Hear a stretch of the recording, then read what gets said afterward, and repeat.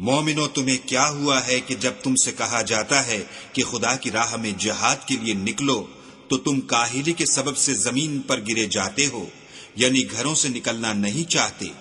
کیا تم آخرت کی نعمتوں کو چھوڑ کر دنیا کی زندگی پر خوش ہو بیٹھے ہو؟ دنیا کی زندگی کے فائدے تو آخرت کے مقابل بہت ہی کم ہیں۔ اگر تم نہ نکلو گے تو خدا تم کو بڑی تکلیف کا عذاب دے گا، اور تمہاری جگہ اور لوگ پیدا کر دے گا جو خدا کے پورے فرما بردار ہوں گے، اور تم اس کو کچھ نقصان نہ پہنچا سکو گے، اور خدا ہر چیز پر قدرت رکھتا ہے۔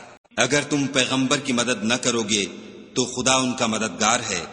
وہ وقت تم کو یاد ہوگا جب ان کو کافروں نے گھر سے نکال دیا، اس وقت دو ہی شخص تھے، جن میں ایک ابو بکر تھے، دوسرے خود رسول اللہ صلی اللہ علیہ وآلہ وسلم۔ جب وہ دونوں غار سور میں تھے، اس وقت پیغمبر اپنے رفیق کو تسلی دیتے تھے کہ غم نہ کرو، خدا ہمارے ساتھ ہے۔ تو خدا نے ان پر تسکین نازل فرمائی اور ان کو ایسے لشکروں سے مدد دی جو تم کو نظر نہیں آتے تھے، اور کافروں کی بات کو پست کر دیا۔ اور بات تو خدا ہی کی بلند ہے، اور خدا زبردست اور حکمت والا ہے۔